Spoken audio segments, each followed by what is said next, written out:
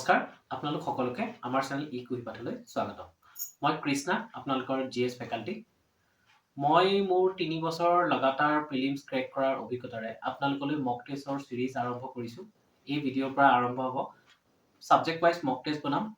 যাতে আপোনালোকৰ প্ৰিপাৰেচনত সহায় হয় যেহেতু প্ৰিলিমছ আহি পালে 26 মাৰ্চ এতিয়া আৰু বেলেগ পঢ়িব নালাগে আপোনালোকে যিমান পালে ৰিভিজন কৰক আৰু এটেম্প কৰক যিমান টেষ্ট সিৰিজ কৰিব যিমান কোৱেশ্চন প্ৰেক্টিস কৰিব কিমান আপোনালোকৰ ভুলবোৰ শুদ্ধ হ'ব আৰু এক্সামত গৈ পেলাই আপোনাৰ কিমান কাৰেক্ট হোৱাৰ চান্স বাঢ়িব হেতু কাৰণে এতিয়া ঘৰতে আপোনালোকে মক টেষ্ট লওক টেষ্ট সিৰিজ লওক আৰু প্ৰেক্টিস কৰক আৰু ৰিভিজন কৰক কন্টিনিউয়াছলি ৰিভাইজ কৰি থাকক ৰিভিজনে কেনেকৈ হেল্প কৰিব হেতু আপোনালোকে পিছত অনুভৱ কৰিব আৰু আপোনালোকে যদি টেষ্ট সিৰিজ পাৰচেজ কৰিব বিচাৰে আমাৰ টেষ্ট সিৰিজ লঞ্চ কৰা হৈছে আমাৰ ওয়েবসাইটত গৈ পেলাই টেষ্ট সিৰিজৰ বিষয়ে আপোনালোকে সবিশেষ জানিব পাৰিব আমাৰ টেষ্ট সিৰিজখিনি স্পেশালি ডিজাইন কৰা হৈছে এক্সপেৰিয়েন্স ফেকাল্টিৰ পৰা APSC প্ৰিভিয়াস ইয়াৰ্স কোৱেশ্চনছ বিলাক এনালাইসিস কৰি বা APSC যিবিলাক সিলেবাস আছে বা যেনেকুৱা তেওঁলোকৰ কোৱেশ্চনছ বিলাক আগতে খুদে এই গুটি প্যাটাৰ্নবোৰ এনালাইসিস কৰি আমি আপোনালোকলৈ এই টেষ্ট সিৰিজখিনি বনাই উলিয়াইছো সো আপোনালোকে আমাৰ ওয়েবসাইটত গৈ পেলাই আমাৰ টেষ্ট সিৰিজখিনি পাৰচেজ কৰিব পাৰে আৰু আপোনালোকৰ যদি সিসেটৰ প্ৰবলেম আছে তেতিয়া হলে আমাৰ টেষ্ট সিৰিজ আছে আৰু আমাৰ কোৰ্স আছে আপোনালোকে ওয়েবসাইটত গলে গুটিখিনি জানিব এতিয়া আজিৰ পৰা আমি এই মক টেষ্টৰ সিৰিজটো আৰম্ভ কৰো আজিৰ ভিডিঅ'ত আমি 40টা পলিটিৰ কোৱেশ্চনছ ডিসকাস কৰিম আজি first কোৱেশ্চনটো which of the following article empowers the governor to appoint the chairman and other members of a state public service commission state public service commissioner মেম্বাৰবোৰ কোনে এপইন্ট কৰে গভৰ্ণৰে এপইন্ট কৰে আৰু কিমান মেম্বাৰ থাকে এটোৰ ওপৰত অৰিজিনাল কনস্টিটিউশনত কোনো মেনশন কৰা নাই ইয়াৰ গভৰ্ণৰৰ ডিসক্ৰিপচনৰ ওপৰত আছে যে চেয়াৰম্যান আৰু মেম্বাৰ হতি কিমান সংখ্যা হ'ব লাগিব আৰু ইয়াৰ তেওঁলোকৰ এজ লিমিট হৈছে 62 ইয়াৰ্স মানে 6 ইয়াৰ্স বা 62 ইয়াৰ্স লৈকে তেওঁলোকে সাৰ্ভিসত থাকিব পাৰিব UPSC ক্ষেত্ৰত এটো 65 ইয়াৰ্স হয় আৰু এই ষ্টেট পাব্লিক সাৰ্ভিস কমিশনৰ গভৰ্ণৰসকলক এপইন্ট কৰাৰ বাবে কোনটো আৰ্টিকেলত আছে আপোনালোকে কি কৰিব লাগিব এই আৰ্টিকেল বিলাক ভালকৈ জানিব লাগিব অলপমান এটা চাওক আৰ্টিকেল বিলাক মুখস্থ কৰিবই লাগিব সব আৰ্টিকেল নহয় কিছুমান ইম্পৰ্টেন্ট আৰ্টিকেল এটা চাওকচোন মই আৰ্টিকেলখিনি দি দিছো ইয়াত যিখিনি ষ্টেট পাব্লিক সাৰ্ভিস কমিশনৰ ওপৰত যিখিনি আৰ্টিকেল আছে এইখিনি দি দিছো সাধাৰণতে কি হয় প্ৰত্যেকখন ষ্টেটতে ষ্টেট পাব্লিক সাৰ্ভিস কমিশন আছে আৰু কিছুমান ষ্টেটত কি হয় জয়েন্ট পাব্লিক সাৰ্ভিস কমিশন থাকে দুখন ষ্টেট লগ লাগি পেলাই এটা পাব্লিক সাৰ্ভিস কমিশন থাকে তে ইয়াৰ ভিতৰত আৰ্টিকেল 15 আছে public service commission for union and for the states second to আছে 316 article appointment and term of office of members এই appointment and term of office of members যে আছে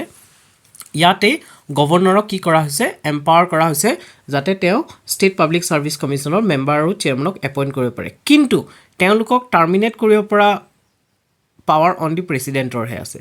কিন্তু তেওঁলোকে যদি নিজে ৰিজাইন দিব বিচাৰে তেতিয়া হলে হেখন গভৰ্ণৰক এড্ৰেছ কৰি লিখিব লাগিব ৰিজাইন দিব পাৰে কিন্তু টাৰ্মিনেট অনলি প্ৰেসিডেন্টে পাৰে ইয়াৰ শুদ্ধ উত্তৰটো হৈছে 316 Who was India's PM when the government introduced the modern Panchayati Raj system by the 73rd Constitutional Amendment Act and gave it a constitutional status?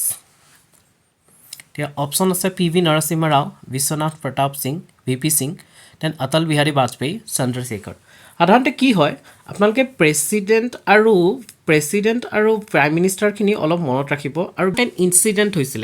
হেনকা important incident সমূহৰ সময় প্ৰেসিডেন্ট আছিল বা কোন প্ৰাইম মিনিষ্টাৰ আছিল ইম্পৰ্টেন্ট ইনসিডেন্ট যদি কোনোবা ministry বা ডিপাৰ্টমেন্টৰ লগত ৰিলেটেড হয় হেতু সময়ত সেই মিনিষ্ট্ৰি বা ডিপাৰ্টমেন্টৰ কোনে হেড কৰি আছিল সেই বস্তুখিনি আপোনালোকে পাৰিলে অলপ মনত ৰাখিব এনেকুৱা ধৰণৰ কোৱেশ্চনবোৰ সলভ কৰিবলৈ আমি জানিব লাগিব যে সেই ইনসিডেন্টটো কোনটো ইয়াৰত হৈছিল তেতিয়া আমি আইডিয়া কৰিব পাৰিম যে সেই ইয়াৰত কোন প্ৰাইম মিনিষ্টাৰ আছিল এটা 73rd কনস্টিটিউশনাল এমেন্ডমেন্ট কেতিয়া আছিল 1992 সো 1992 হোৱাৰ কাৰণে ইয়াৰ ভিতৰত কোনটো এনসাৰ হ'ব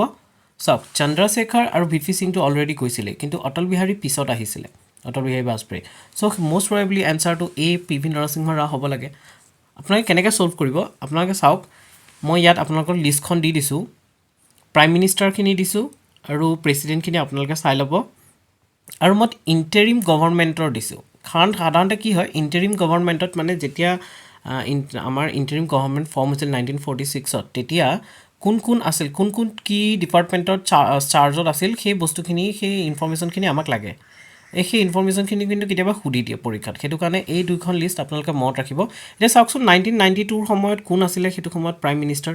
এতিয়া চাওক 12 নম্বৰ অপশ্যনটো চাওক 12 নম্বৰ সিৰিয়েল নম্বৰটো চাওক PV নৰসিংহ ৰাও কেতিয়াবা আছে 91 ৰ পৰা 96 হলে মানে আমাৰ শুদ্ধ উত্তৰটো হৈছে PV Narasimha Rao. Which among the following schedule of the Indian Constitution is related with the distribution of powers between the Union and states? চাওক ইয়াত সুধিছে যে আমাৰ কনষ্টিটিউশ্যন কেইটা শেডিউল আছে আমাৰ অৰিজিনেল কনষ্টিটিউশ্যন 8টা শেডিউল আছিল পিছত আৰু বহাই পেলাই আপোনাৰ কেইটা কৰিলে 12টা শেডিউল কৰিলে সেই 12টা শেডিউলৰ ভিতৰত কোনটো শেডিউলে ইউনিয়ন আৰু ষ্টেটৰ মাজত পাৱাৰ ডিষ্ট্ৰিবিউশ্যনৰ ওপৰত মেনশ্যন কৰিছে এতিয়া আপোনালোকে শেডিউল কেইটা যিমান পাৰে মনত ৰাখিব আৰু শেডিউল কেইটা অলপ মনত ৰাখোতে অলপ আপোনালোকে কিছুমান ট্ৰিক ইউজ কৰি পেলাই মনত ৰাখিব কিছুমান অলপ ভিতৰুৱা কুৱেশ্যনো ধৰি লওক সুধিব পাৰে মই অলপ আইডিয়া দিম বাৰু এতিয়া ইয়াৰ শুদ্ধ উত্তৰটো কি বাৰু কওকচোন শেডিউল 8 টো কিহৰ বাৰু শেডিউল 8 টো হৈছে আপোনাৰ লেংগুৱেজ যি 22টা লেংগুৱেজ আমাৰ কনষ্টিটিউশ্যনেলি ৰিকগনাইজ কৰা গৈছে সেই 22টা লেংগুৱেজৰ ওপৰত আছে শেডিউল 9 টোত আমাৰ জুডিচিয়েল ৰিভিউৰ যিবিলাক ল ধৰি লওক জুডিচিয়েল ৰিভিউৰ পৰা পাৰভিউৰ পৰা আউট অফ জুডিচিয়েল ৰিভিউত থাকে ৰাখা হয় সেইবিলাক ল ৰাখা হয় 9 শেডিউল 9ত শেডিউল 14 টোতো নাই আমাৰ শেডিউল 12টাহে আছে সো ডি অপশ্যনটোতো ভুলে সো ইয়াৰ শুদ্ধ উত্তৰটো কি হ'ব শেডিউল 7 শেডিউল 7ত কি আছে distribution of powers between union and states মানে তাত ইউনিয়ন লিষ্ট কনকাৰেন্ট লিষ্ট আৰু ষ্টেট লিষ্ট মেনশ্যন কৰা আছে মই ইয়াত গোটেইখিনি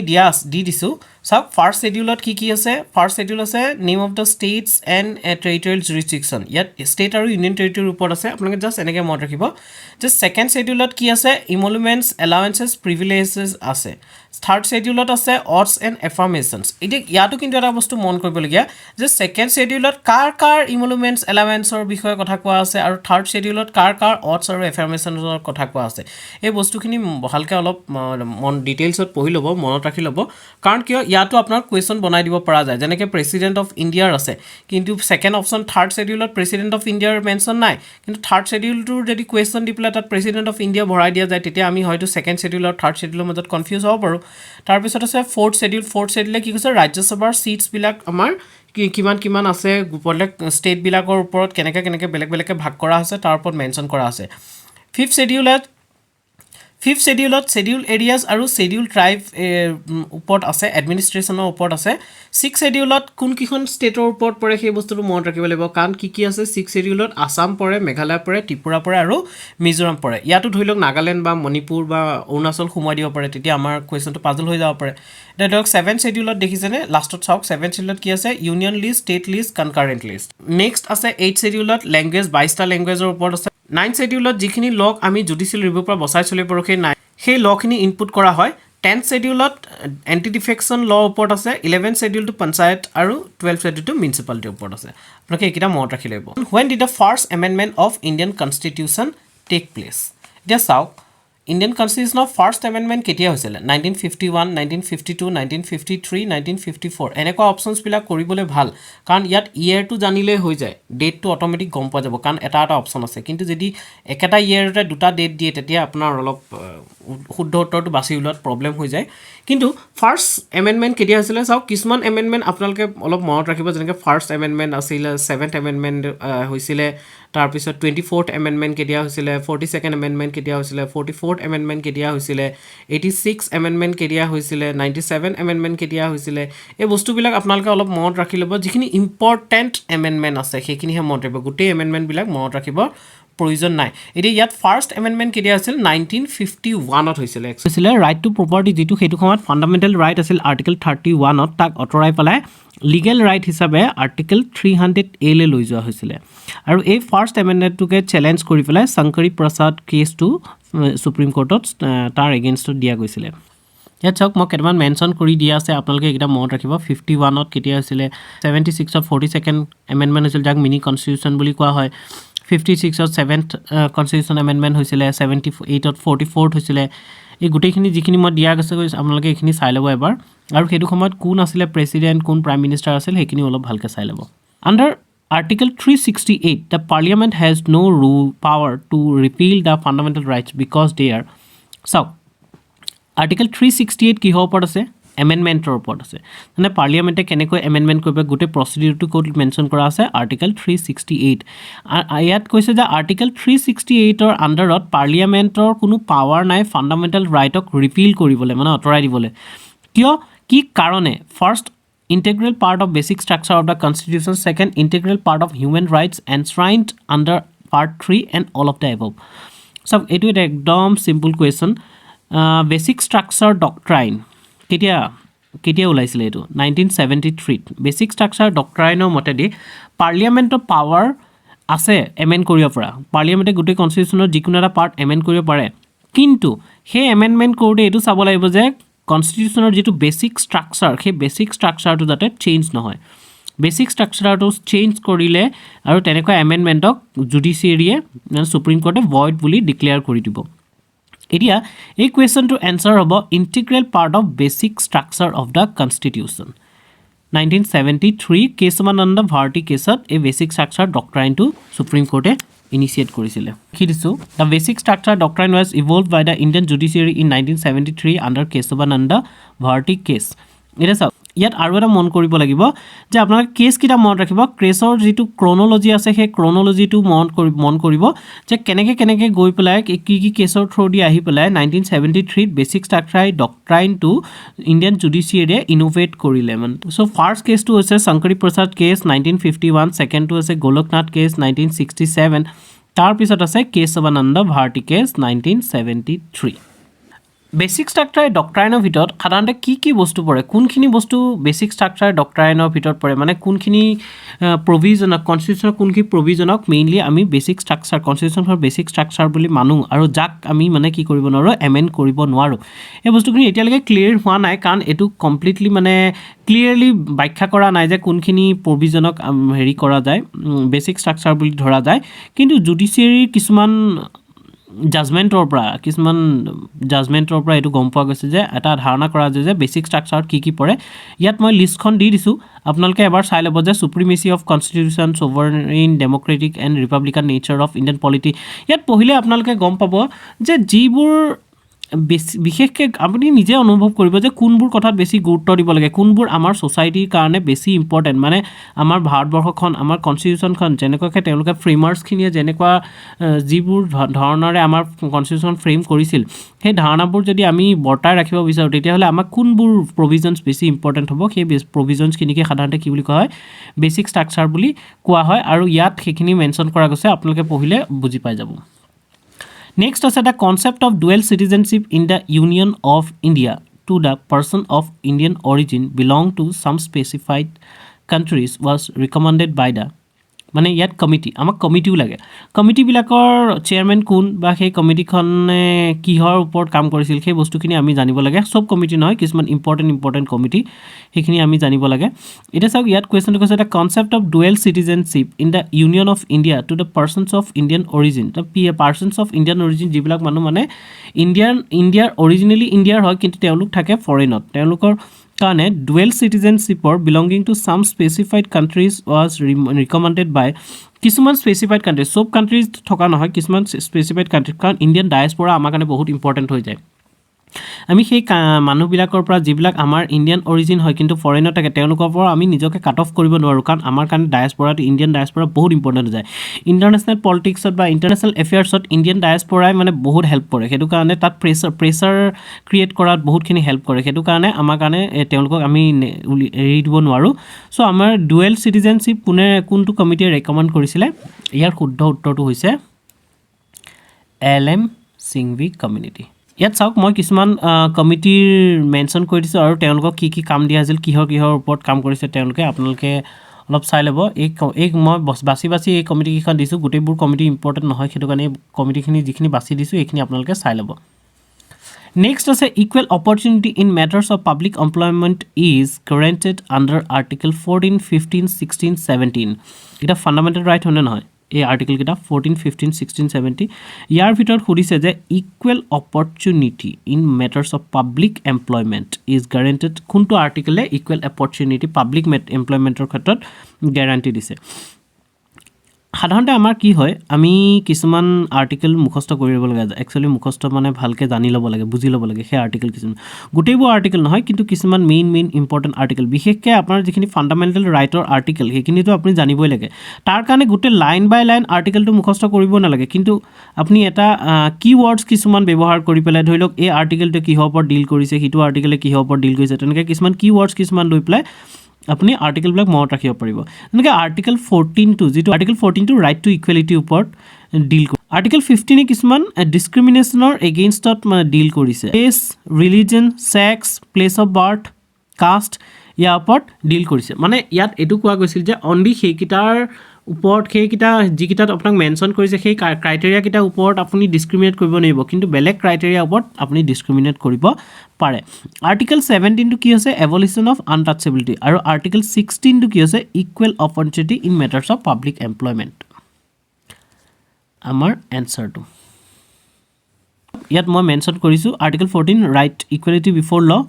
Then Article 15 provision of discrimination on grounds of religion, race, caste, sex and place of birth. Equality of opportunity in matters of public employment 16 আৰু 17 to আছে abolition of untouchability আৰু 18 to আছে abolition of titles. এইকেইটা মনত ৰাখি ল'ব important. Next is which of the following fundamental rights are available only to the citizen of India? এটো কিন্তু বহুত ইম্পৰ্টেণ্ট এইটো এনেকুৱা ধৰণৰ কুৱেশ্যন এইটো ভালকৈ জানিব লাগিব এইখিনি আপুনিতো টু দা পইণ্ট প্ৰিলিমছৰ কাৰণে জানিবই সাধাৰণতে মেইনছৰ কাৰণেও বেছি ইম্পৰ্টেণ্ট হৈ যায় মেইনছৰ কাৰণে আপোনালোকে এইখিনি ডিটেইল ভালকৈ পঢ়িব লাগিব আৰু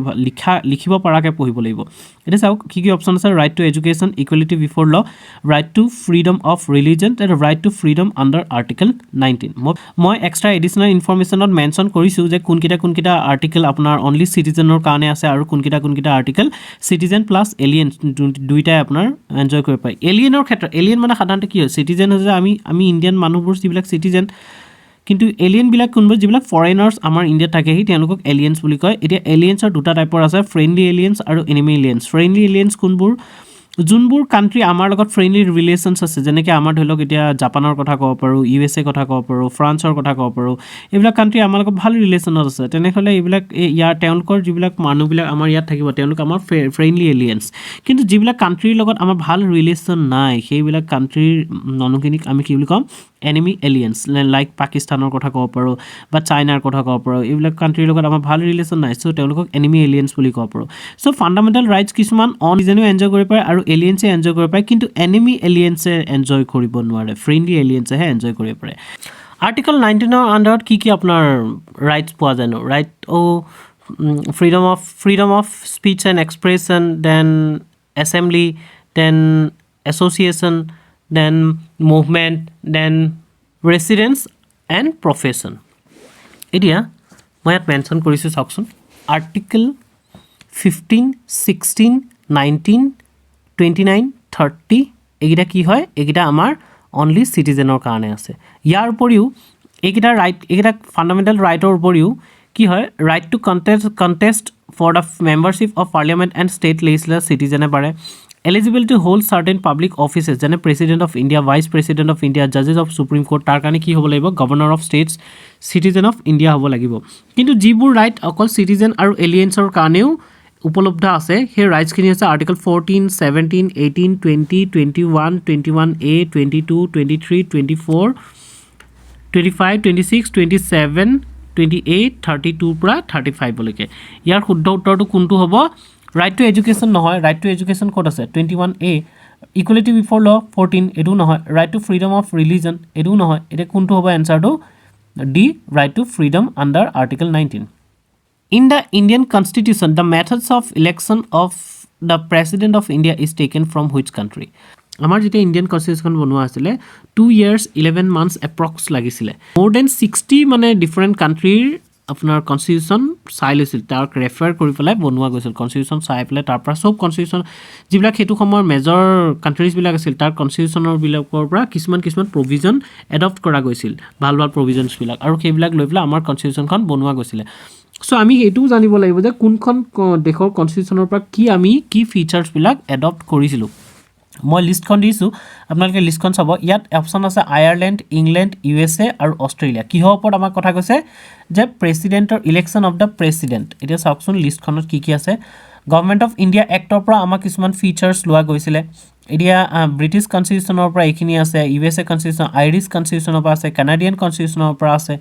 অষ্ট্ৰেলিয়ান কনষ্টিটিউশ্যনৰ পৰা আছে এই আইৰিছ কনষ্টিটিউশ্যনত চাওকচোন ইয়াত কি আছে directive principles of state policy nomination of members to Rajya Sabha and method of election of president আমাৰ কুৱেশ্যনটোত কি আছিলে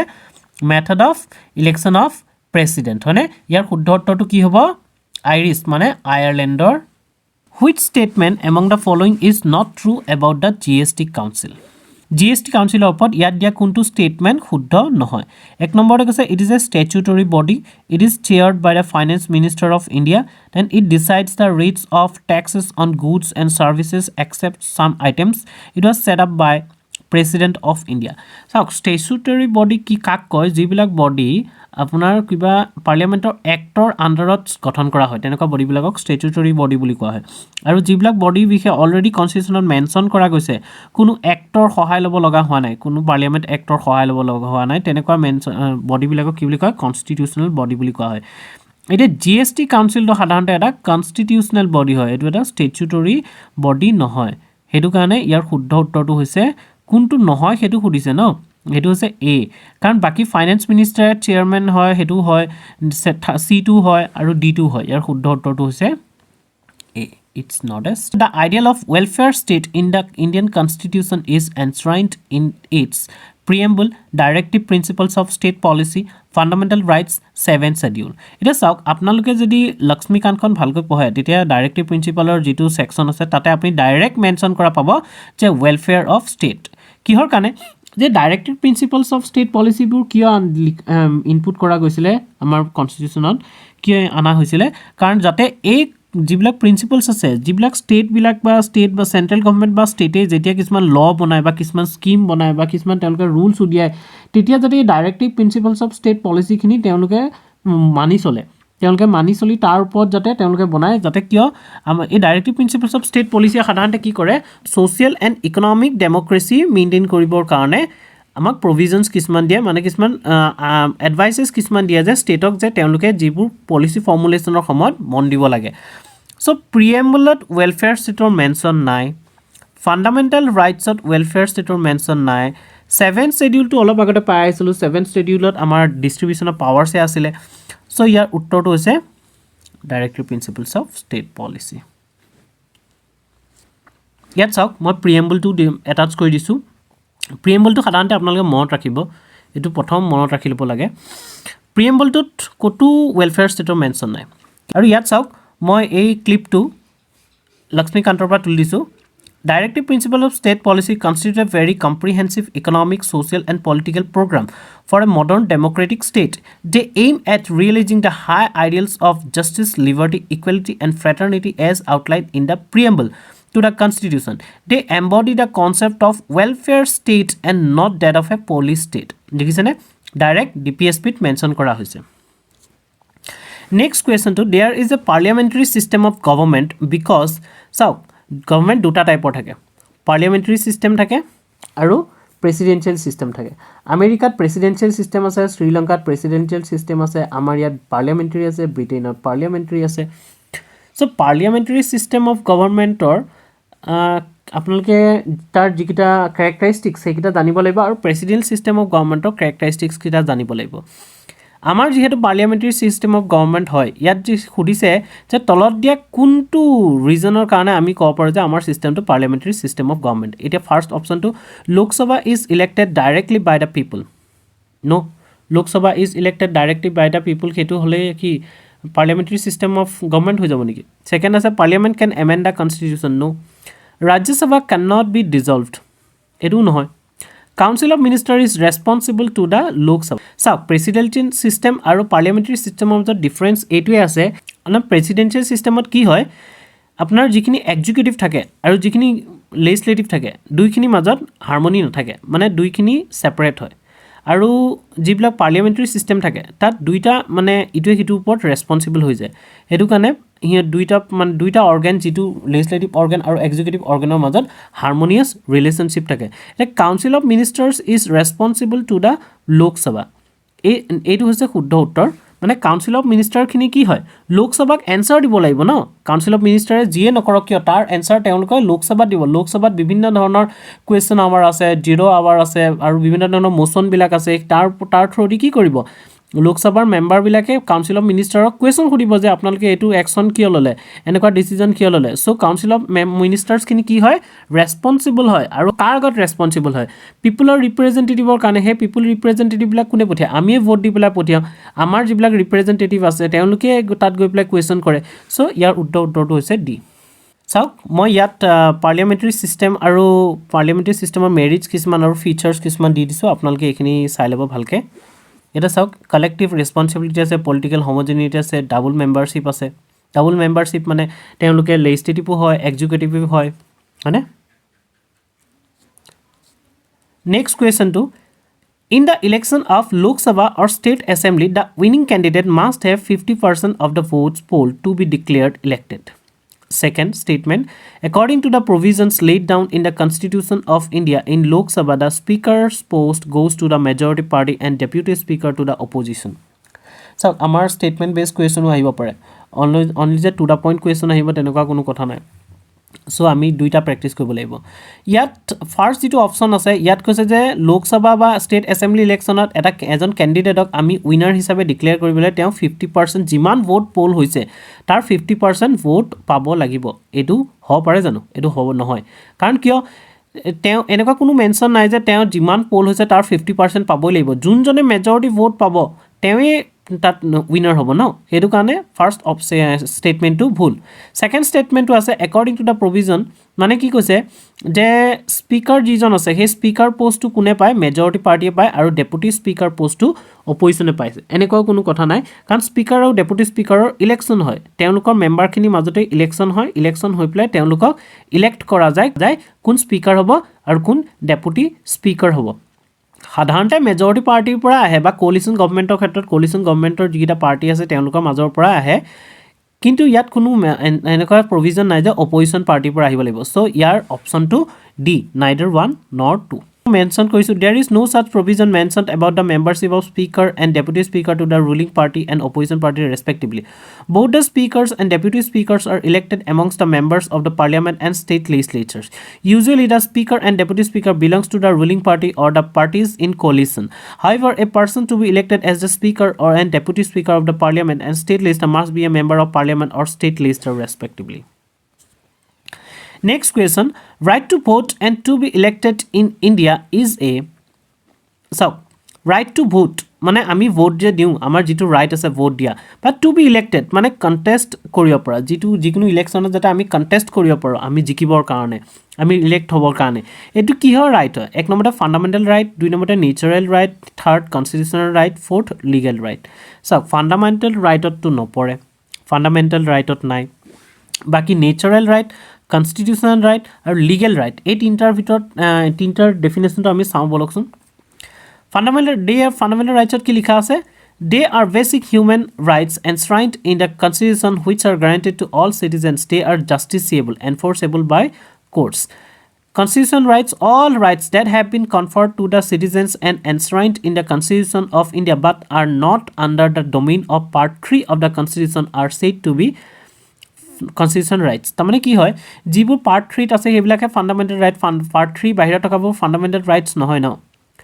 যেনে ৰাইট টু প্ৰপাৰ্টি আছে তাৰপিছত legal rights they are rights provided by the ways of acts and legislations they are recognised and protected by ল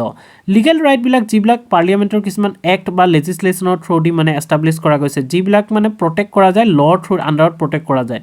যেনেকৈ right to file an FIR সেইটো এটা লিগেল ৰাইট হয় তাৰপিছত আছে natural rights those rights that are not dependent on the laws or customs of any particular cultural or government and so' are universal fundamental and inalienable right to have a family এটা family থাকিবৰ কাৰণে তেওঁ জানো কিবা লৰ আণ্ডাৰত পৰিব লাগিব নহয় ন বা তেওঁ কিবা কনষ্টিটিউশ্যনে মেনশ্যন তেওঁ সেইটো ৰাইট দিব লাগিব নেকি নাই তেওঁ এজ এ এইটো natural right as a human being তেওঁৰ সেইটো নেচাৰেল ৰাইট আছে চ' ইয়াৰ ভিতৰত কোনটো পৰিব এনচাৰটো হ'ব আমাৰ কনষ্টিটিউশন ৰাইট কাৰণ কনষ্টিটিউশনত মেনশ্যন কৰা গৈছে যে ৰাইট টু ভোট আমি ভোট কৰিব পাৰো বা আমি ইলেক্ট কৰিব পাৰো এইখিনি মেনশ্যন কৰা গৈছে এটো কাৰণে এটো কি হ'ব কনষ্টিটিউশনাল right which principle among the following was added to the DPSP of the state policy by 42nd amendment to the constitution 42nd amendment 1976 ইয়াৰ ওপৰত বহুত কোৱেশ্চন আহি থাকে দেই 42nd amendmentor ওপৰত এটা চাওক DPSP ৰ 42nd amendmentত 4টা DPSP এড কৰা গৈছিল Article 39, Article 39A, Article 43A আৰু Article 48A এই DPSP বোৰ মনত ৰাখতে কি কৰিব লাগিব সাধাৰণতে আপোনালোকে গোটেই DPSP টো পঢ়ি পেলাই লাইন বাই লাইন মনত ৰাখিব নালাগে কিছুমান হিন্ট দি পেলাই মনত ৰাখিব যেনেকৈ Article 48A টো এনভাইৰনমেন্টৰ লগত ৰিলেটেড Article 43A টো আপোনাৰ ইন্ডাষ্ট্ৰিয়েল লেবাৰবোৰ মেনেজমেন্টৰ পাৰ্টিসিপেশনৰ ওপৰত ৰিলেটেড Article 39A টো ফ্ৰী লিগেল এইডৰ ওপৰত আছে আৰু Article 39 টো কিছুমান ইনইকুৱেলিটিজৰ ওপৰত আছে ইনইকুৱেলিটিজৰ ওপৰত আছে সো ইয়াৰ ভিতৰত চাওক কোনটো ভালকে মনত ৰাখিব লাগিব কোনটো আপোনাৰ 42nd এড কৰা গৈছিল ফাৰ্স্ট অপচনটো আছে equal pay for equal work for both men and women মই কোৱাৰ ভিতৰত এটাটো নপৰে থাৰ্ডটো আছে সিটো আছে right to work education and public assistance নপৰে then securing living wage and humane condition of work to workers নপৰে কিন্তু বি অপচনটো চাওকচোন participant of workers in the management of industries মানে এইটো কোনটো আছিলে Article 43A সো এইটো হৈছে আপোনাৰ 42nd এমেণ্ডমেণ্টত ইনপুট কৰা গৈছে ই আছে লিষ্টখন আপোনালোকে মনত ৰাখিব যে 42nd কনষ্টিটিউশ্যন এমেণ্ডমেণ্টত কি কি এড কৰা গৈছিল 39 39A 43A আৰু 48A 78ত কি কৰা গৈছিল 38 আৰু 2002ত 45 আৰু 2011ত 43 বাকিবিলাক অৰিজিনেল কনষ্টিটিউশ্যনত আছিলে আপোনালোকে এক গোটেই আৰ্টিকেলখিনি এবাৰ চাই ল'ব নেক্সট আছে which of the following objective is not embodied in the preamble to the Constitution of India আমি যে preamble to অলপ আগতে মেনশন কৰিছিল preamble to পঢ়িছিল সো ফাৰ্স্ট অপচনটো আছে liberty of thought economic liberty liberty of expression then liberty of belief preamble to disu পঢ়ি চাওকচোন we the people of India having solemnly resolved to constitute India into a sovereign socialist secular democratic republic and to secure all its citizens justice কি আছে social economic political liberty of thought expression belief faith and worship equality of status and of opportunities and to promote among them all fraternity assuring the dignity of the individual and the unity and integrity of the nation in our Constituent Assembly this 26th day of November 1949 do hereby adopt enact and give to ourselves this constitution সাকচোন কি আছে liberty of thought liberty of expression liberty of belief ইয়াত আছে নে একিটা liberty of thought expression belief next আছে economic liberty code mention কৰিছে নে economic justice আছে economic liberty to নাই সো ইয়াত অপচন to কি হ'ব economic liberty the mind of the makers of the Constitution of India is reflected in which of the following so the preamble the fundamental rights the directive principles of state policy the fundamental duties মানে ইয়াত কৈছে যে যিকিজন মানুহে যে constitution assembly যে আমাৰ constitution frame কৰিছে তেওঁলোকৰ মাইন্ডটো মানে তেওঁলোকে কেনেকুৱা ধৰণৰ কনস্টিটিউশন ফ্ৰেম কৰিব বিচাৰিছিল তেওঁলোকে কেনেকুৱা ধৰণৰ এখন ভাৰতবৰ্ষ বিচাৰিছিল সেই তেওঁলোকৰ মাইন্ডসেটটো মানে কোট ৰিফ্লেক্ট কৰিছে ফান্ডামেন্টাল ৰাইটত ৰিফ্লেক্ট হৈছে নে ডাইৰেক্টিভ প্ৰিন্সিপলত ৰিফ্লেক্ট হৈছে নে ফান্ডামেন্টাল ডিউটিজত ৰিফ্লেক্ট হৈছে ইয়াত চাওক first option correct elimination method দি যদি কৰোঁ ফান্ডামেন্টাল ডিউটিজ টু পিছত এড হৈছে so original constitution fundamental duties নাছিল সো এইটো কেনসেল ফান্ডামেন্টাল ৰাইটছত নাই কৰা ডিপিএছপিত নাই কৰা কিন্তু প্ৰিএম্বলটোত চাওকচোন প্ৰিএম্বলটোত কি কৰিছে প্ৰিএম্বলটোত মানে গোটেই কনস্টিটিউশ্যনখনত কিহৰ ওপৰত মানে বিশেষকৈ কথা কোৱা যাব কিহৰ ওপৰত মেনশ্যন কৰা যাব কিহৰ ওপৰত আমি গুৰুত্ব দি পেলাই কাম কৰিম সেই বস্তুখিনি মেনশ্যন কৰি দিয়া আছে হয়নে সো ইয়াৰ উত্তৰটো আছে প্ৰিএম্বল Next question, which of the following statement is correct? First, rights are claims of the state against the citizens. Rights are privileges which are incorporated in the constitution of a state. Rights are claims of the citizens against the state. Rights are privileges of a few citizens against the many. So, first option to use rights are claims of the state against the citizen. মানে state claim কৰিব citizen or against হয় জানো rights কাৰ কাৰণে বনোৱা গৈছে সিটিজেনৰ কাৰণে বনোৱা গৈছে না কি ষ্টেটৰ কাৰণে বনোৱা গৈছে ইয়াৰে সেকেন্ড অপচনটো হৈছে rights are privileges which are incorporated in the constitution of a state মানে কনষ্টিটিউশ্যনত ৰাইটছবোৰ ইনকৰ্পোৰেট কৰা আছে সেইবোৰ সাম প্ৰিভিলেজেস হৈ যায় তাৰপিছত আছে rights are claims of the citizens against the state next আছে rights are privileges of a few citizens against the many সাধাৰণতে ৰাইটছবোৰ কি হয় জানে ফাণ্ডামেণ্টেল ৰাইটছবোৰ চিটিজেনৰ বা এলিয়েন্সৰ কাৰণে মেইনলি চিটিজেন বুলিয়ে কওঁ চিটিজেনখিনিৰ কাৰণে কয় দিয়া আছে যিখিনি মানুহ আছে মানুহখিনিৰ কাৰণে দিয়া আছে যাতে ষ্টেটে যদি কিবা এনেকুৱা আৰ্বিট্ৰেৰী তেওঁলোকে ডিচিজনছ লয় কিছুমান এনেকুৱা একশ্যনছ লয় যিবিলাকে যদি আমাৰ চিটিজেনৰ এগেইনষ্টত যোৱা নিচিনা হয় তেতিয়াহ'লে আমি তাৰ কাৰণে ক্লেইম কৰিব পাৰোঁ সেই ৰাইটছবোৰ মানে আমাক কনষ্টিটিউশ্যনে কৈছে যে আপোনালোকে ইণ্ডিয়ান চিটিজেন হোৱাৰ কাৰণে এই ৰাইটছখিনি আপোনালোকে উপভোগ কৰিব পাৰিব সো ষ্টেটে সেই ৰাইটছখিনি আমাৰ পৰা কাঢ়ি ল'ব নোৱাৰে বা যদি কেনেবাকৈ তেনেকুৱা ষ্টেটে কিছুমান কাম কৰে যিবিলাকে আমাৰ ৰাইটছবোৰ উলংঘন কৰাৰ নিচিনা হয় তেতিয়া আমি কি কৰিব পাৰোঁ সুপ্ৰিম কোৰ্টত যাব পাৰোঁ হয়নে সো এই কুৱেশ্যনটোৰ এনচাৰটো হৈছে চি সো ইয়াৰ এনচাৰ চাওক ইয়াত মই গোটেইখিনি মেনশ্যন কৰি দিছোঁ আপোনালোকে পঢ়ি চাব এবাৰ নেক্সট কুৱেশ্যনটো which one of the following is not a feature of Indian federalism এতিয়া ফেডাৰেলিজম ইণ্ডিয়াক একচুৱেলি কোৱাচি ফেডাৰেল বুলি কোৱা হয় ফেডাৰেলিজম কি হয় ফেডাৰেলিজমত ইউনিটাৰী ফিচাৰ্ছ আৰু ফেডাৰেল ফিচাৰ্ছ দুটা বস্তু থাকে ইউনিটাৰীত মানে আপোনাৰ গোটেই দেশখন এখন গভৰ্ণমেণ্টৰ আণ্ডাৰতে হয় মেইনলি চেণ্ট্ৰেল গভৰ্ণমেণ্টৰ আণ্ডাৰত আৰু ফেডাৰেল ষ্ট্ৰাকচাৰত কি হয় চেণ্ট্ৰেল গভৰ্ণমেণ্টো থাকে আৰু সৰুকৈ ভাগ কৰা থাকে সেই ভাগবিলাকত সৰু যেনেকৈ আমাৰ ষ্টেটছবিলাক আছে যেনেকৈ আমাৰ USA ষ্টেটছ আছে কানাডাত প্ৰভিন্সেছ আছে তাৰপিছত আপোনাৰ ৰাছিয়াত ৰিপাব্লিকছ আছে চ' এইবিলাকত কি হয় এইবিলাক ফেডাৰেল ষ্ট্ৰাকচাৰ হয় ইয়াত মানে সৰু ইউনিটছবিলাক আছে আৰু ইউনিটছবিলাকৰো নিজা গভৰ্ণমেণ্ট আছে এই গভৰ্ণমেণ্টবিলাকে কাম কৰে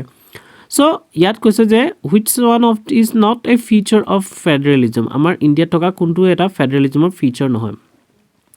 চাওক there is an independent judiciary in India independent judiciary থকাৰ মেইন উদ্দেশ্যটো হৈছে ফেডাৰেলিজম কিহৰ কাৰণে ইণ্ডিপেণ্ডেণ্ট জুডিচিয়াৰী থাকিলে জুডিচিয়াৰী লেজিছলেটিভ আৰু এক্সিকিউটিভৰ ওপৰত ডিপেণ্ডেণ্ট নহয় তেতিয়া চলিউশ্যনছবিলাকো কি কৰিব পাৰে জুডিচিয়াৰীয়ে মানে আনবায়াছড চলিউশ্যনছ জাজমেণ্টবিলাক দিব পাৰে আৰু তাৰোপৰি যদি ষ্টেট ভাৰ্চেছ চেণ্টাৰ কিবা কেছ থাকে তেতিয়া আমাৰ জুডিচিয়াৰীয়ে তাৰ ওপৰত আপোনাৰ কেছটো ছল্ভ কৰিব পাৰে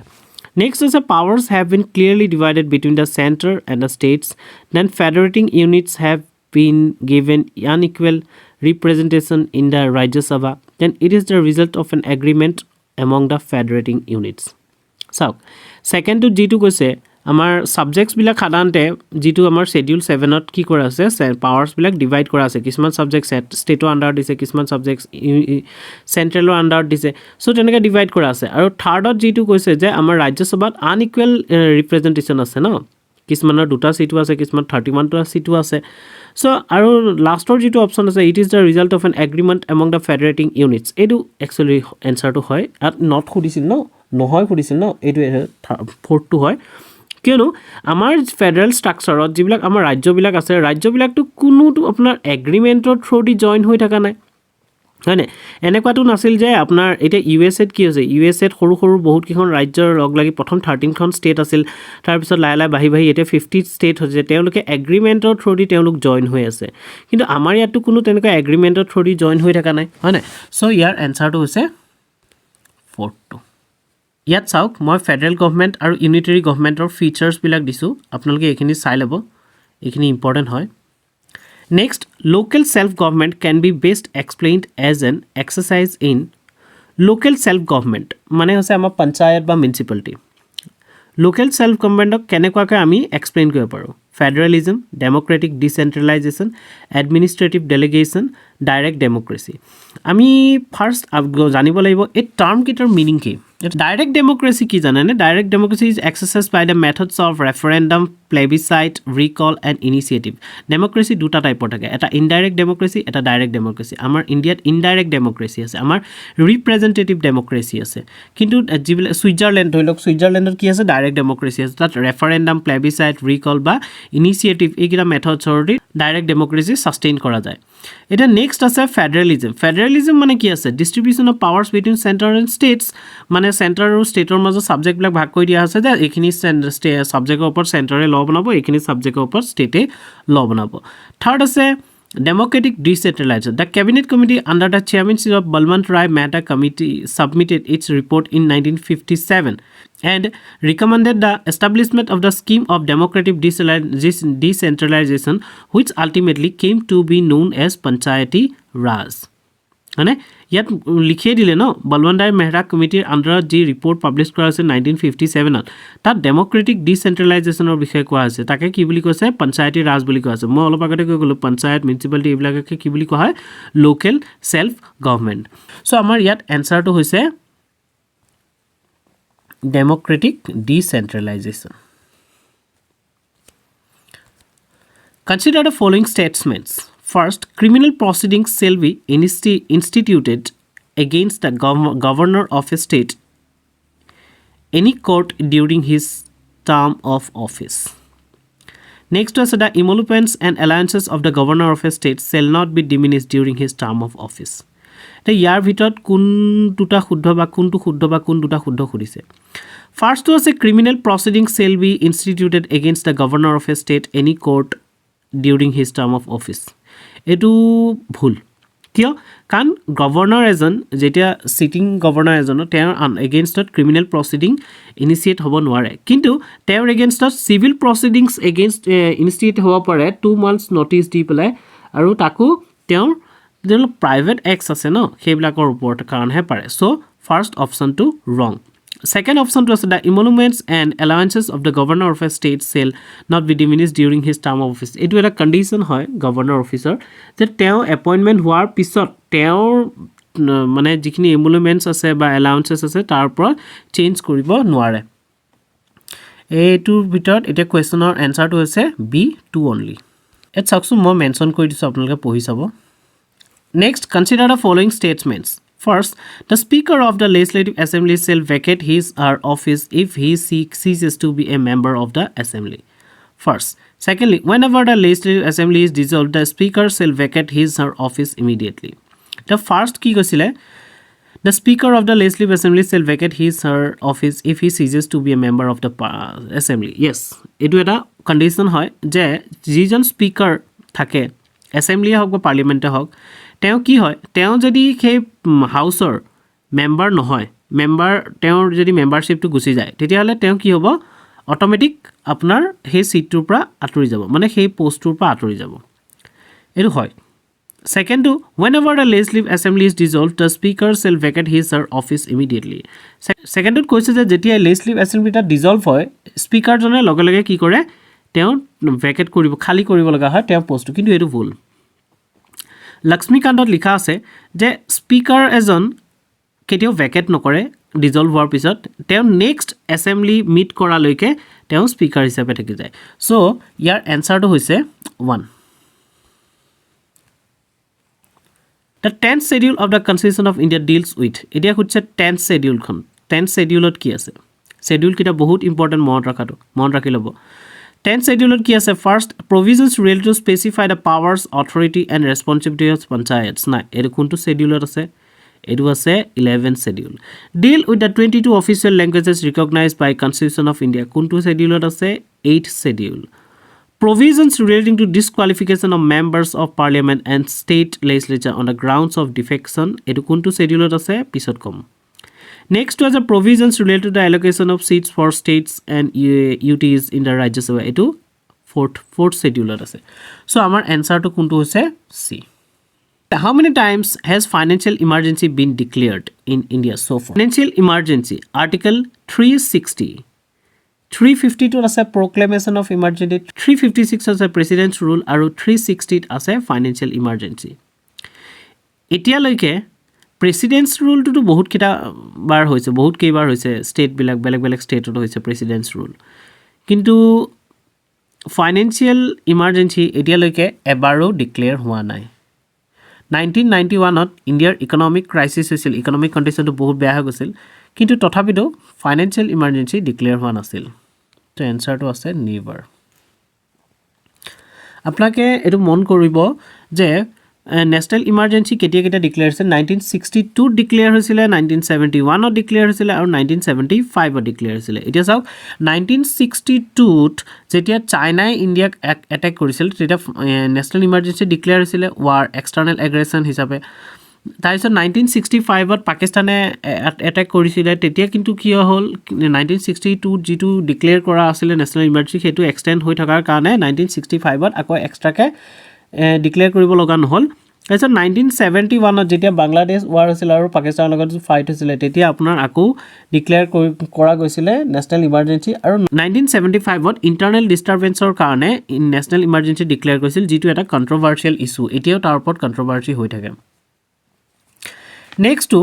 which one of the following can't be the ground for proclamation of emergency under the Constitution of India? Proclamation of emergency মানে national emergency under article 352. Etia constitution mention kora motedi national emergency দুটা কাৰণত আমাৰ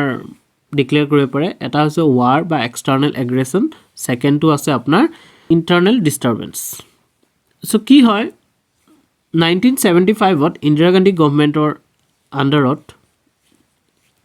internal disturbance হোৱা বুলি emergency declare কৰা হ'ল আৰু সেই ইমাৰ্জেঞ্চি বহুত কণ্ট্ৰভাৰ্চিয়েল হয় তাৰপিছতে ইন্দিৰা গান্ধী ইলেকশ্যন হাৰিলে তাৰপিছত আহিল মোৰাৰজী দেশাইৰ আণ্ডাৰত জনতা গভৰ্ণমেণ্ট আহিলে আৰু তেওঁলোকে কি কৰিলে 1978ত 44 এমেণ্ডমেণ্টৰ থ্ৰুদি তেওঁলোকে যিটো এই ইণ্টাৰনেল ডিষ্টাৰবেঞ্চ ৱৰ্ডটো আছিল সেই ৱৰ্ডটো চেঞ্জ কৰি আৰ্ম ৰেবেলিয়ন কৰি দিলে বহুত ডাঙৰ ৱৰ্ড হৈ যায় ইণ্টাৰনেট ডিষ্টাৰবেঞ্চ বুলি ক'লে ইয়াত যিকোনো এটা ছিটুৱেশ্যন ধৰি লওক সামান্য ছিটুৱেশ্যন এটাতে যদি পলিটিকেল পাৰ্টি এটাই ভাবে যে এই ছিটুৱেশ্যনটো বা আমাৰ কাৰণে ভাল নহয় আমি ইলেকশ্যনত হাৰি যাব পাৰোঁ তেওঁলোকে লগে লগে ইমাৰ্জেঞ্চি ডিক্লেয়াৰ কৰি দিব পাৰে সেইটো কাৰণে ইয়াক কিহেৰে চেঞ্জ কৰা গৈছিলে আৰ্মড ৰেবেলিয়নলৈ চেঞ্জ কৰা গৈছিলে এতিয়া which one of the can't be the ground for proclamation of emergency চাওক ৱাৰটো হয় এক্সটাৰ্নেল এগ্ৰেশ্যন হয় আৰ্ম ৰেবেলিয়ন হয় এই তিনিটা এইমাত্ৰ কৈছোঁৱে মই কোনটো নহয় ইণ্টাৰনেল ডিষ্টাৰবেঞ্চ এতিয়া নহ'ব the first proclamation of emergency under article 352 was made by the president in মই অলপ আগতে আপোনাক কৈ গ'লোঁ কেতিয়া ফাৰ্ষ্ট নেশ্যনেল ইমাৰ্জেঞ্চি ডিক্লেয়াৰ কৰা গৈছিলে 1962 যেতিয়া চাইনাই এটেক কৰিছিলে In which of the following years the fundamental duties have been added to the existent fundamental rights in the Constitution of India? Actually কি হয় অৰিজিনেল কনষ্টিটিউশ্যনত ফাণ্ডামেণ্টেল ডিউটিজ দিয়া নাছিলে fundamental ৰাইটছখিনি আছিল পিছত এইটো কুৱেশ্যন আহিল যে ফাণ্ডামেণ্টেল ৰাইটছ যদি চিটিজেনক দিয়া যায় তেন্তে চিটিজেনখিনিৰোতো কিছুমান দায়িত্ব থাকে ডিউটি থাকে আমাৰ কাণ্ট্ৰিখনৰ কাৰণে চ' ফাণ্ডামেণ্টেল ডিউটিজবিলাক ইনক্লুড কৰিব লাগে আৰু তাৰ কাৰণে স্বৰণ সিং কমিটিৰ ৰিকমেণ্ডেশ্যনত 1976ত 42nd এমেণ্ডমেণ্টৰ থ্ৰুদি আপোনাৰ ফাণ্ডামেণ্টেল ডিউটিজবোৰ ইনক্লুড কৰা গৈছিলে চ' ইয়াৰ এনচাৰটো হ'ব 1976 আপোনালোকে ফাণ্ডামেণ্টেল ডিউটিজখিনি মনত ৰাখিব ফাণ্ডামেণ্টেল ডিউটিজখিনি লাগে সেইখিনি একদম ইজি এইবিলাক মনত ৰখা একচেপ্ট ফাণ্ডামেণ্টেল ডিউটিজে হওক DPSPয়ে হওক বা আমাৰ যিখিনি ফাণ্ডামেণ্টেল ৰাইটছে হওক কি ৱৰ্ড দি পেলাই মনত ৰাখিব ইজি হ'ব শ্বেডিউলখিনি মনত ৰাখিব প্ৰিএম্বল পঢ়িব মই কি কৈ দিম বাৰু কোনকেইটা মেইনলি আপোনালোকে টপিক বেছিকৈ ইম্পৰ্টেণ্ট হয় which one of the following is not A correct description of the directive principles of state policy মানে তলত দিয়া কোনটো বাক্যই ডাইৰেক্টিভ প্ৰিন্সিপলক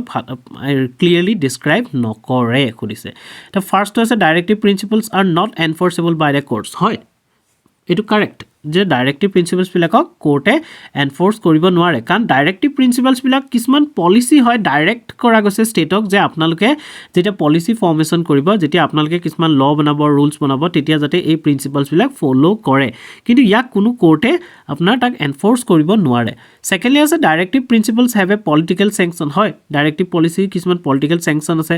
থাৰ্ডটো আছে directive principles R declaration of objective for state লেজিছলেশ্যন এইটোও কাৰেক্ট তাৰপিছতে directive principles promise equal income and free health care for all Indian চাওক কিছুমান কুৱেশ্যন ছল্ভ কৰোঁতে ন আপোনালোকে ভালকৈ যদি কুৱেশ্যন এনচাৰবিলাক অপশ্যনছবিলাক পঢ়ে তেতিয়া গম পাব যে পঢ়োঁতেই গম পাব যে কিছুমান এনেকুৱা ৱৰ্ড ভৰাই দিয়ে যিবিলাক ৱৰ্ডে মানে ছুপাৰ ফ্ল'ৱাছ টাইপৰ হয় যিবিলাক ৱৰ্ড অলপ বেছিকৈ মানে বুজোৱা যায় তেনেকুৱা ৱৰ্ডবিলাক থাকিলে গম পাব যে আপোনাৰ কি হয় যে সেইটোৱে হৈছে আপোনাৰ এনচাৰটো ৰং এনচাৰটো ইয়াত চাওক promise equal income and free health care for all Indians প্ৰমিছটো কৰা নাই হয় নাই চ' ইয়াৰ এনচাৰটো কি হৈছে D which article of the Indian constitution provides for uniform civil code for the citizens মই যে অলপ আগতে ক'লোঁ আপোনালোকে ডাইৰেক্ট DPSPখিনি ভালকৈ মনত ৰাখিব কাৰণ DPSPখিনি লাগে আৰু কি ৱৰ্ড দি পেলাই মনত ৰাখিব এতিয়া ধৰি লওক ইয়াত যিখিনি আৰ্টিকেল দিয়া আছে ইয়াৰে কোনটো আৰ্টিকেলে আপোনাৰ কি কৰিছে চিভিল কোডৰ ওপৰত চিটিজেনৰ চিভিল কোডৰ ওপৰত মেনশ্যন কৰিছে আৰ্টিকেল 42 আৰ্টিকেল 44 আৰ্টিকেল 46 আৰ্টিকেল 48 ইয়াৰ এনচাৰটো কি হৈছে জানেনে আৰ্টিকেল 44 আৰ্টিকেল চাওক ইয়াত মই গোটেইখিনি দিয়া আছোঁ আৰ্টিকেল 40 39A 41 42 43 43A 43B 44ত চাওকচোন ইউনিফৰ্ম চিভিল কোডৰ ওপৰত লিখা আছে হয়নে চ' ইয়াৰ এনেকৈ এই গোটেইখিনি বস্তু আপোনালোকে পাৰিলে এবাৰ মনত ৰাখি ল'ব Which of the following schedule was added in the first constitution amendment in 1951 একদম ফাৰ্ষ্টতে আমি এটা কুৱেশ্যন পাইছিলোঁ নেকি যেতিয়া ফাৰ্ষ্ট কনষ্টিটিউশ্যন এমেণ্ডমেণ্ট কেতিয়া আছিলে তাত লিখা আছিল 1951 হয়নে সেই 1951ৰ কথাখিনি মই যেতিয়া কৈছে তেতিয়া মই কি কৰিছোঁ ফাৰ্ষ্ট এমেণ্ডমেণ্টত কি হৈছিলে ৰাইট টু প্ৰপাৰ্টিটোক অঁতৰাই দিয়া কৈছিলে 9th শ্বেডিউলটো এড কৰিছিল 9th শ্বেডিউলটো এইটো কাৰণে এড কৰিছিল যাতে তেতিয়া ল বনায় সেই লবিলাকৰ যাতে জুডিচিয়েল ৰিভিউ নহয় কাৰণ কিছুমান এনেকুৱা ল বনায় যিবিলাকত জুডিচিয়েল ৰিভিউ হ'লে জুডিচিয়াৰীয়ে কি ক'লে তেনেকুৱা লবিলাকক ভইড ডিক্লেয়াৰ কৰি দিয়ে আৰু তেনেকুৱা জুডিচিয়েল ৰিভিউ নহবৰ কাৰণে তেনেকুৱা লবিলাকক ক'ত ৰাখে 9th শ্বেডিউলত ৰাখে চ' 1951ত কোনটো শ্বেডিউল এড কৰিছিল 9th শ্বেডিউল এড কৰিছিল অৰিজিনেলি কিমানটা শ্বেডিউল আছিল 8টা শ্বেডিউল আছিল the source of basic structure theory of the constitution of India is তাৰমানে বেচিক ষ্ট্ৰাকচাৰ থিয়ৰীটো যে মই অলপ আগতে কৈছিলোঁ সেই থিয়ৰীটো ক'ৰ পৰা আহিছে কেনেকৈ আহিল চ'ৰ্চ কি ফাৰ্ষ্ট আছে the constitution and second opinion of jurist third আছে judicial interpretation then parliamentary statutes এতিয়া চাওক মই যে অলপ আগতে যেতিয়া ফাৰ্ষ্ট কুৱেশ্যনখিনিতে আপোনাক বুজাওঁতে কৈছিলোঁ যে 1973ত কেশৱানন্দ ভাৰতী কেছটোত কি জাজমেণ্টটোত কি আহিছিলে বেচিক ষ্ট্ৰাকচাৰ ডক্ট্ৰাইনটো ইভলভ হৈছিলে আৰু তেতিয়া কৈছিল যে পাৰ্লিয়ামেণ্টে এমেণ্ড কৰিব পাৰে কনষ্টিটিউশ্যন কিন্তু কনষ্টিটিউশ্যনৰ যিটো বেচিক ষ্ট্ৰাকচাৰ তাক চেঞ্জ কৰিব নোৱাৰে ক'ৰ পৰা আহিলে এইটো আপোনাৰ সুপ্ৰিম কোৰ্টৰ জাজমেণ্টৰ পৰা আহিছে আৰু ইয়াৰ কাৰণে আপোনাৰ কেইবাটাও কেছৰ যিটো আপোনাৰ গৈছিলে ফাৰ্ষ্ট আছিল শংকৰী প্ৰসাদ কেছ দেন আছিল গোলকনাথ কেছ তাৰপিছত আহিছিল আপোনাৰ কেশৱানন্দ ভাৰতী কেছ চ' ইয়াৰ কি এনচাৰটো কি হ'ব opinion of jurist India has borrowed the concept of fundamental rights from the constitution of এতিয়া ফাণ্ডামেণ্টেল ৰাইটছৰ যিখিনি আপোনাৰ প্ৰভিজনছখিনি আছে কোনখন কনষ্টিটিউশ্যনৰ পৰা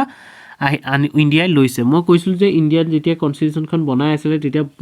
মোৰ দেন 60 কাণ্ট্ৰিজৰ কনষ্টিটিউশ্যন ৰেফাৰ কৰিছিলে আৰু চবৰ পৰা কিবা নহয় কিবা এটা আপোনাৰ লৈছিলে এতিয়া ফাণ্ডামেণ্টেল ৰাইটছখিনি ক'ৰ পৰা লৈছিল জানেনে আপোনালোকে এইখিনি বস্তু মনত ৰাখিব কিন্তু দেই ইজি হয় মনত ৰাখিবলৈ আৰু এইখিনি কৰিবই লাগিব কাৰণ উপায় নাই এইখিনি মনত ৰাখিব যে কোনখন কাণ্ট্ৰিৰ কনষ্টিটিউশ্যনৰ পৰা কি বস্তু এডপ্ট কৰিছিলে ইয়াৰ এনচাৰটো হৈছে USA লিষ্টখন দি দিছোঁ এই লিষ্টখন আপোনালোকে মনত ৰাখিব হু of the following move the objective resolution in the Constituent Assembly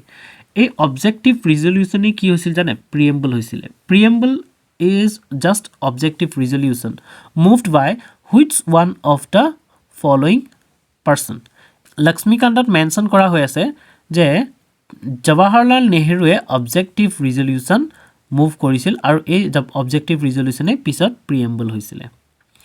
মই মেনশ্যন কৰিছোঁ objective resolution was moved by Nehru on December 13, 1946 and adopted by the Constituent Assembly on January 22, 1947.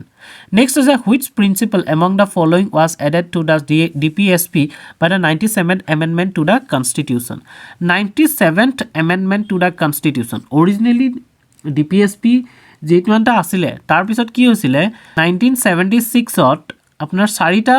DPSP add কৰা গৈছিলে হেগিটা আছে 39, 39A, 43A আৰু 48A তাৰ পিছত কি হ'ল আপোনাৰ 1978ত 44th এমেণ্ডমেণ্টৰ থ্ৰুদি 38 আৰ্টিকেলটো এড কৰা গৈছিলে 97th এমেণ্ডমেণ্ট এক্টটো হৈছিলে 2011ত আৰু তেতিয়া কি কৰিছিলে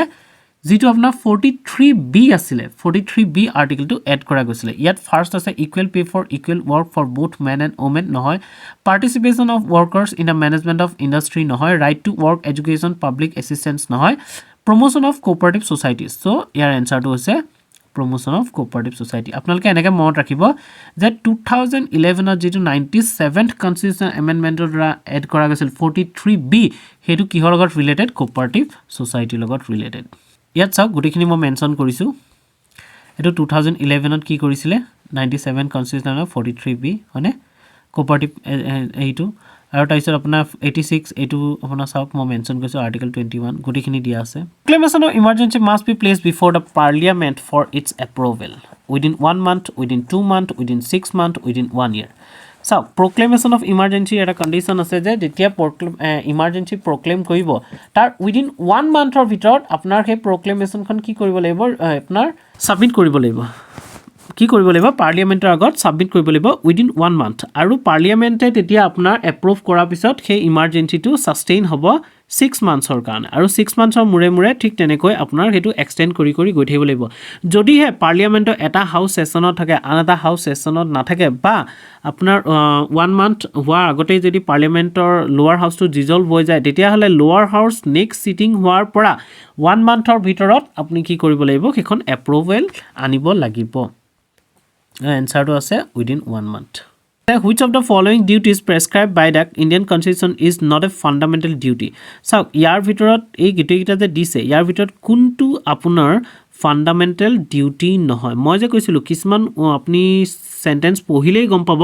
যে এইটোৱে এনসাৰটো হ'ব মানে ৰং এনসাৰটো হ'ব এতিয়া চাওকচোন প্ৰথম কি আছে to protect the sovereignty unity and integrity of India এইটো এনেকুৱা লগা নাই যে এইটোতো সঁচাকৈ এইটো নকলেও আমাৰ ইণ্ডিয়ান চিটিজেন হিচাপে আমাৰ দায়িত্ব আছে যে আমি ইণ্ডিয়াৰ সোভাৰ্নিটি ইউনিটি আৰু ইণ্টিগ্ৰিটি আমি প্ৰটেক্ট কৰোঁ তাৰপিছত থাৰ্ডটো আছে to abide by the constitution and respect its ideas and institutions obviously আমিতো সেইখিনি কৰিমেই সেইটো অট'মেটিক আমাৰ ফিলিংছ আহিব ন আমি এজন ভাল চিটিজেন হয় ইণ্ডিয়াৰ আমি ভাল পাওঁ আমাৰ ইণ্ডিয়াক ডিটো আছে to safeguard public property and abjure violence এইটোও হয় পাব্লিক প্ৰপাৰ্টিক আমি বচাই ৰাখিব লাগিব আৰু যাতে ভায়লেন্স আমি নকৰোঁ কিন্তু যিটো বিটো দিয়া আছে চাওকচোন টু ছেফগাৰ্ড প্ৰাইভেট প্ৰপাৰ্টি বচোৱাটো জানো আমাৰ কোনোবা দায়িত্ব হয় নাই একচুৱেলি একো বস্তু হাৰ্ম কৰিব নালাগে কাৰো বস্তু অনিষ্ট কৰিব নালাগে ধ্বংস কৰিব নালাগে কিন্তু তথাপিতো এইটোতো আমাৰ নেশ্যনেল ডিউটি নহয় যে আমি প্ৰাইভেট প্ৰপাৰ্টিক আমি ছেফগাৰ্ড কৰিম চ' ইয়াত কোনটো আছে ফাণ্ডামেণ্টেল ডিউটি কোনটো নহয় বিটো নহয় which of the following reads literally mean we command এতিয়া চাওক ইয়াত দিয়া আছে হিভিছ কৰ্পাছ মেণ্ডামাছ প্ৰহিবিশ্যন কু ৱাৰাণ্টটো আপোনালোকে কি কৰিব এই প্ৰত্যেকটো ৰিটছৰ এই ৰিটকেইটাৰ মিনিংকেইটা জানি ল'ব আৰু ইয়াৰ এক্সপ্লেনেশ্যনটো জানি ল'ব যে এইকেইটা কেনেকৈ কাম কৰে ইয়াৰ চিম্পল এনচাৰটো হৈছে মেণ্ডামাছ এইকেইটা মনত ৰাখিব যে হিভিছ কৰ্পাছে কি কয় to have the body of we command প্ৰহিবিশ্যনে কয় to forbid certified to be certified and quo ৱাৰাণ্টটো by what authority or warrant so' ইয়াৰ এনচাৰটো আছিলে মেণ্ডামাছ আপোনালোকে এইকেইটা মন কৰিব এই ৰিটকেইটা ইম্পৰ্টেণ্ট কিন্তু which of the following is not guaranteed by the constitution next is which of the following is not guaranteed by the constitution freedom of assembly freedom of residence freedom of strike freedom of association so article 19 or underত মই কি কৈছিলো কি আছিলে freedom of speech and expression আছিলে freedom of assembly asile freedom of association asile freedom of residence asile freedom of profession asile hone kintu kuntu nai baru freedom of strike koribole kunba freedom dibo niki baru so yat আজি যিমানখিনি question discuss কৰিলোঁ অকল এইখিনি কুৱেশ্যনে আহিব বুলি কথা নাই কিন্তু এই কুৱেশ্যনখিনি থ্ৰু দি আপোনালোকে এটা কথা আইডিয়া কৰিব পাৰিছেনে যে আমি কেনেকৈ বস্তুবিলাক পইণ্ট আউট কৰিব লাগিব কেনেকৈ পঢ়িব লাগিব ইয়াত এটা কুৱেশ্যন নাই ইয়াত বিভিন্ন ধৰণৰ কুৱেশ্যন কৰিব পাৰে এতিয়া যদি আপুনি শ্বেডিউলখিনি মনত ৰাখে শ্বেডিউলখিনিৰ পৰা বিভিন্ন ধৰণৰ কুৱেশ্যন আহিব পাৰে আপুনি DPSP duty fundamental rights and emergency president বা গভৰ্ণৰৰ যিবিলাক কণ্ডিশ্যনবিলাক আছে গোটেইবিলাক যদি পঢ়ে তাৰ পৰা বিভিন্ন ধৰণৰ কুৱেশ্যন আহিব পাৰে So ইয়াত অকল 40টা কুৱেশ্যন নাই ইয়াত আমি আৰু বেছি কুৱেশ্যন উলিয়াব পাৰিম আপোনালোকে নিজে কুৱেশ্যনবোৰ উলিয়াব ট্ৰাই কৰিবচোন নেক্সট আছে according to the constitution of India which one of the following rights cannot be taken away during emergency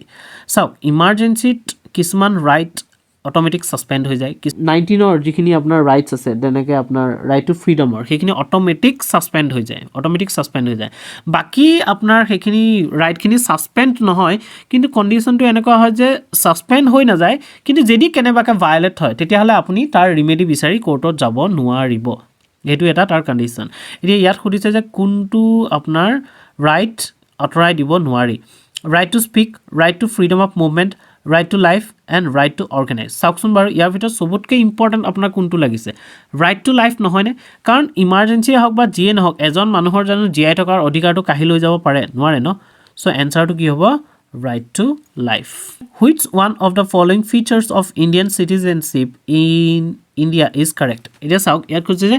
Indian সিটিজেনশিপৰ ক্ষেত্ৰত কোনটো আপোনাৰ ষ্টেটমেন্ট কাৰেক্ট হয় ক্যাৰেক্টাৰিষ্টিক্স কাৰেক্ট হয় dual citizenship of state and nation আছে জানো আমি বলে ইণ্ডিয়াৰো সিটিজেনশিপ অসমৰো সিটিজেনশিপ অসমৰ সিটিজেনশিপ শুনিছে জানো নাই ন আমি ইণ্ডিয়ান সিটিজেনশিপে আছো ন আমি ইণ্ডিয়ান সিটিজেন হয় আমাৰটো অসমৰ পাছপোৰ্ট বেলেগ ইণ্ডিয়াৰ পাছপোৰ্ট বেলেগ তেনেকুৱাটো নাথাকে সেকেন্ড আছে single citizenship of a state বলে ইণ্ডিয়াৰ নহয় অকল অসমৰে সিটিজেনশিপ থাকে তেনেকুৱা হয় জানো নহয় ইণ্ডিয়া বৰবাদ হৈ যাব তেনেকুৱা হ'ব গলে থাৰ্ড আছে single citizenship of whole of India গোটেই ইণ্ডিয়াখনৰ এটাই সিটিজেনশিপ ফোৰ্থ আছে dual citizenship of India and another country এইটো নহয় আমাৰ কাণ্ট্ৰিয়ে কেতিয়াও একচেপ্ট নকৰে যে আমাৰ ইণ্ডিয়াৰ লগতে বেলেগ এখন কাণ্ট্ৰিৰো সিটিজেনশিপ আমাৰ থাকক এতিয়া ৰিচেণ্টলি অক্ষয় কুমাৰ বোলে কানাডিয়ান চিটিজেনশ্বিপটো এৰি দিলে সেইটো কাৰণে কানাডিয়ান চিটিজেনশ্বিপ যেতিয়ালৈকে অক্ষয় কুমাৰ আছিলে তেতিয়ালৈকে তেওঁ ইণ্ডিয়ান চিটিজেনশ্বিপ লোৱা নাছিলে এতিয়া যেতিয়া তেওঁ এৰি দিলে তেওঁ এতিয়া ইণ্ডিয়ান চিটিজেনশ্বিপ ল'ব পাৰে আৰু যদি আমাৰ ষ্টেট ৱাইজ চিটিজেনশ্বিপ দিয়া হ'লে আমাৰ এতিয়া যিমান ইনচাৰ্জেণ্ট গ্ৰুপ আছে যিমান আমাৰ ইণ্ডিয়া এইখনি টুকুৰা ভাগো নতুন ৰাজ্য বনাওঁ সিখন টুকুৰা ভাগো নতুন দেশ বনাওঁ এনেকৈ লাগি আছে এইটো সীমা সংখ্যা নহ'লেহেঁতেন চ' ইয়াৰ অপশ্যনটো হৈছে third two single citizenship of whole of India আজিৰ ভিডিঅ'টো ইমানখিনিয়ে আশা কৰোঁ আপোনালোকে কিছু কথা শিকিলে বা কিছু কথা আপোনালোকৰ ৰিভাইজ হৈ গ'ল এনেকৈ মই যেনেকৈ আপোনাৰ কুৱেশ্যনছবোৰ বনাইছোঁ তেনেকৈ আপোনালোকে কুৱেশ্যনছবোৰ নিজে নিজে উলিয়াব ট্ৰাই কৰি পঢ়ি থাকক আৰু যিমান পাৰে ৰিভাইজ কৰি থাকক আমি নেক্সট ভিডিঅ' আপোনাৰ আনি আছোঁ নেক্সট ভিডিঅ' বেলেগ এটা ছাবজেক্টৰ ওপৰত বনাই আনিম পলিটিৰ ছাইড আৰু এটা ভিডিঅ' বনাম কেইদিনমান দেৰিকৈ প্ৰথম বেলেগ ছাবজেক্টখিনি অকণ কভাৰ কৰি লওঁ চ' আপোনালোকে পঢ়ি থাকক আজিলৈ আহোঁ থেংক ইউ